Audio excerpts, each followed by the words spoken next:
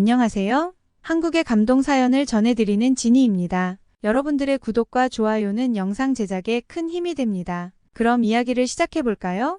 오늘의 이야기는 최근 한 커뮤니티를 뜨겁게 달군 모녀의 이야기입니다. 네덜란드에 거주 중인 한 외국인의 딸이 다리를 완전히 잃어버릴 뻔했다가 기적적으로 완치가 된 이야기인데요. 할머니의 고향이 한국이었기 때문에 가능했다고 합니다. 한국에 이민까지 오고 싶다고 하는데요. 한국 덕분에 살았다는 제목의 이 글은 외국 인터넷 커뮤니티를 뜨겁게 달구었어요.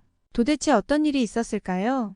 아름답고 감동적인 이 사연을 함께 읽어보자고요. 안녕하세요. 저는 네덜란드에 거주하고 있는 리사라고 합니다. 저는 남편과 사별한 뒤 6살밖에 안 된 딸과 둘이 생활하고 있었어요. 비록 남편은 하늘나라 가서 제 곁에 없지만 그래도 제 딸과 함께 행복한 나날을 보내고 있었습니다. 하지만 이 행복도 잠시 오래가지 못하고 저에게 불행이 들이닥쳤어요. 저희에게 불행이 닥친 건 2020년이었어요. 혼자 딸아이를 키워야 했기에 열심히 일을 하고 있었는데 갑자기 제 딸을 돌봐주던 언니에게서 전화가 걸려왔어요. 정말 큰일 났어. 언니의 목소리는 굉장히 떨리고 있었어요.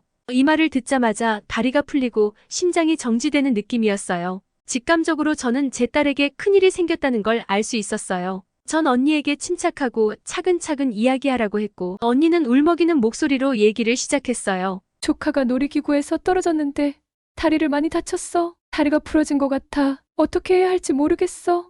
저는 언니의 말을 듣자 하늘이 무너지는 것 같았어요. 바로 정신을 가다듬고 곧장 언니와 딸이 있는 곳으로 달려갔습니다. 달려가는 내내 눈물이 앞이 보이지 않을 정도로 하염없이 흘러내렸어요. 손발이 떨리고 정신이 하나도 없었어요. 사고 현장에 도착했을 때 언니와 아이는 수많은 사람들에게 둘러싸여 있었어요. 저는 정말 놀랐지만 침착하게 곧장 병원으로 제 딸을 데려가서 응급처치를 진행했습니다. 병원에서는 딸의 다리 신경이 손상됐다고 했어요. 크게 손상을 당해 전문 병원으로 옮긴 뒤 다리 수술을 반드시 해야 한다고 이야기했습니다. 현재 있는 병원에서는 응급처치만 가능하고 이런 큰 수술은 진행할 수 없다고 했어요. 그리고는 전문 병원을 소개해 줄 테니 그쪽으로 가보라고 했습니다. 제 딸은 정말 다리를 잃을 수 있는 위험한 상태였어요. 수술을 받지 못하면 다리를 절단해야 될지도 모른다고 했습니다. 아직 6살밖에 안 된 내 딸에게 이런 일이 일어나다니 생계 책임지느라 아이를 잘 돌보지 못한 제 자신을 원망하며 죽고 싶은 심정이었습니다. 차라리 제가 다치고 딸만큼은 괜찮았으면 하는 생각이 들었어요. 급하게 응급실을 소개해준 외과 전문병원으로 갔어요. 처음 진료를 받았을 때는 한쪽 다리를 잃을 수 있다고 하더니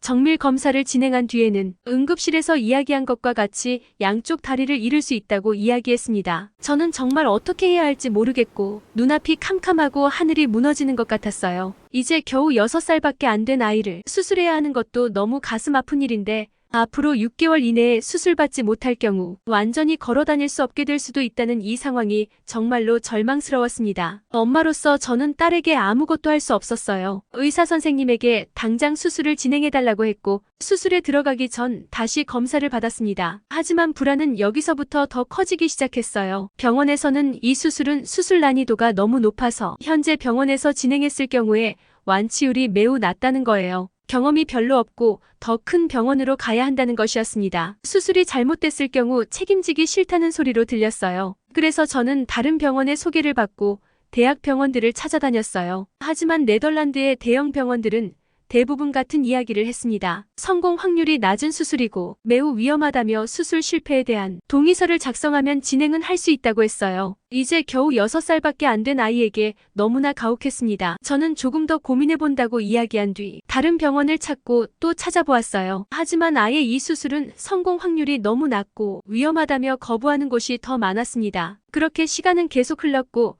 저희에게는 선택할 수 있는 것이 없었어요. 위험하더라도 수술을 안 하고 가만히 놔둘 수는 없었습니다. 선택해야만 했습니다. 저는 하늘이 무너지는 심정이었어요. 딸은 자기가 못 걸을 수도 있다는 거에 매일 울었습니다. 얼마나 아프고 고통스러웠으면 밥 먹는 건 꿈도 못 꾸고 너무 아파하는 모습에 엄마로서 너무 속상했습니다. 우린 우울한 시간들을 보내게 됐습니다. 저도 매일 밤 울며 제 딸에게 아무것도 해주지 못한 거에 자책하며 슬퍼했습니다. 하지만 저는 이렇게 손 놓고 포기할 수 없어서 제 딸을 치료해야 한다는 마음이 훨씬 더 컸기에 다른 해외 쪽 병원을 더 찾아보기로 했어요. 혹시 다른 나라에서는 가능할지도 모른다는 생각이 들었거든요. 다른 나라라고 해봤자 제가 아는 곳은 저의 할머니의 고향인 한국밖에 생각이 나질 않았어요. 저의 할머니는 현재 한국에서 살고 계셨고, 저는 제 상황을 자세히 할머니에게 말씀드렸습니다. 할머니는 제 얘기를 듣자마자 당장 한국에 들어오라면서 돈까지 주셨어요. 그렇게 저는 딸과 함께 한국행 비행기를 탔습니다. 인천공항에 도착하자마자 할머니와 함께 서울의 최고 좋은 대학병원으로 갔어요. 한국어를 잘 못하는 저에게는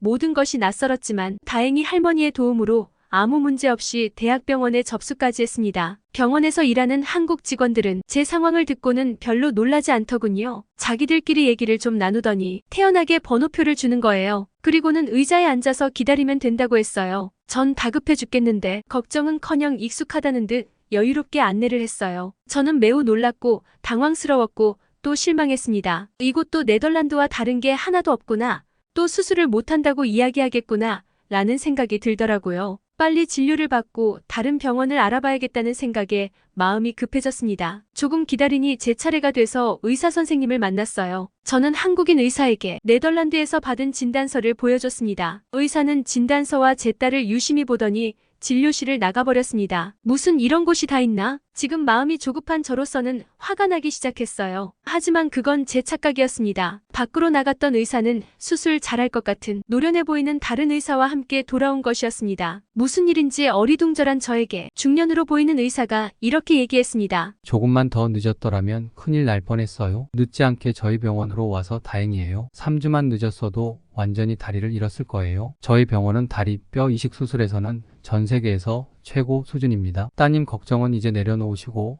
저희에게 맡기신 뒤 마음 편히 계세요. 저희에게는 늘 있는 수술입니다. 보호자님께서 얼마나 답답하고 고통스러운 시간이셨습니까? 저희가 아무 문제 없이 완치할 수 있도록 최선을 다하겠습니다. 믿고 맡겨주세요.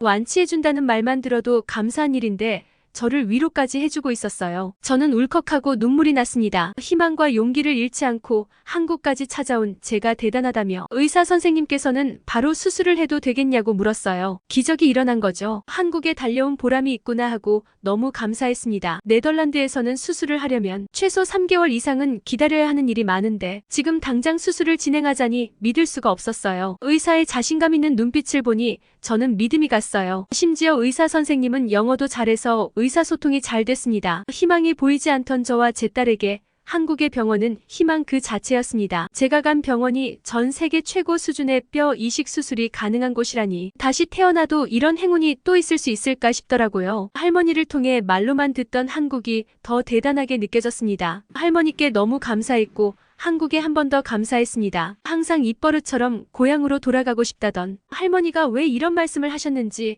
조금이나마 알 수 있었어요. 기술도 최고 수준인데다 의사 선생님까지 이렇게 따뜻하게 대해주다니 천국이 따로 없구나를 이럴 때를 두고 하는 말인 것 같네요. 그렇게 제가 바라던 제 딸의 다리 수술이 바로 진행되었고 수술하는 동안 결과를 기다리며 마음의 긴장을 놓을 수는 없었습니다. 수술은 성공적으로 잘 되었고 이제는 회복 잘하는 일만 남았어요. 아이가 회복하는 동안 아이와 제가 불안하지 않도록 간호사님과 주위 분들이 저희 모녀에게 또한 많은 도움을 주셨고 그 따뜻함을 아직도 잊을 수가 없네요. 놀라움은 여기서 끝이 아니었습니다. 딸은 수술이 잘 되어서 재활치료만 잘하면 정상으로 돌아온다고 병원에서는 수술 후에도 여러 가지 검사를 통해 딸의 진행 상태를 계속 지켜봤어요. 그리고 정신적으로 충격받았을 딸아이에게 의사 선생님은 심리적인 문제까지 치료를 해주었어요. 고통스러웠을 아이의 마음까지 보듬어 주신 거죠. 얼마나 감사한지 잊을 수가 없네요. 제 아이의 심리적인 것은 의사 선생님께서 무료로 진행해 주셨습니다. 병원비도 성공 가능성이 없는 네덜란드에서 수술했을 때보다 절반 이상 저렴했습니다. 이 글을 쓰고 있는 지금 제 딸은 목발을 짚고 있긴 하지만 그래도 두 다리로 걸을 수 있게 돼서 감사할 뿐입니다. 의사 선생님께서는 계속해서 재활치료를 하면 완전히 정상으로 돌아갈 수 있다고 하셨어요. 딸은 한국의 음식이 맛있다며 밥도 잘 먹기 시작했고요. 네덜란드에서 있을 때보다 비교할 수 없을 만큼 행복하게 살고 있답니다. 이런 일이 당연하게 일어나는 한국으로 저는 이민을 오고 싶다는 생각이 많이 들었어요. 많은 외국인 지원 프로그램도 많이 있어서 저는 상담을 받고 있습니다. 딸과 저의 인생을 구해준 한국이라는 나라와 마음 따뜻한 의사 선생님, 그리고 수많은 도움 주신 분들께 자리를 빌어 진심으로 감사드립니다. 혹시 저와 같은 상황을 겪을 수도 있는 모르는 분들에게 도움이 되었으면 하는 바람에서 이 글을 적어봅니다. 저의 모녀 얘기를 끝까지 읽어주셔서 진심으로 감사드립니다. 사연은 여기까지입니다. 이 사연을 읽으면서도 눈물이 앞을 가릴 만큼 감동적이고 기적적인 사연이어서 저도 모르게 빠져버렸네요. 리사님의 어린 딸이 재활치료 꾸준히 잘 받아서 다리가 하루라도 빨리 정상으로 되찾을 수 있도록 진심으로 바랍니다. 그리고 마지막으로 리사님이 어린 딸과 함께 한국에서의 새 출발에 힘이 될 수 있도록 여러분들께서 응원의 말씀을 댓글로 남겨주시면 리사님에게 큰 힘이 될 거예요. 오늘 이 감동적인 사연을 보면서 한국의 의료 기술이 진짜 그 정도로 대단했구나 하면서 느끼게 되었네요. 한국 의료 기술은 지금 전 세계적으로 주목받고 있으며 실제로 한국은 다른 나라에 비해 과잉 진료가 없어서 병원비로 사기당하는 일은 없을 것 같습니다. 참 아름답고 정이 많은 나라이기도 합니다. 지금까지 한국의 가슴 따뜻한 이야기를 전해드리는 진이었습니다. 끝까지 시청해주셔서 감사합니다.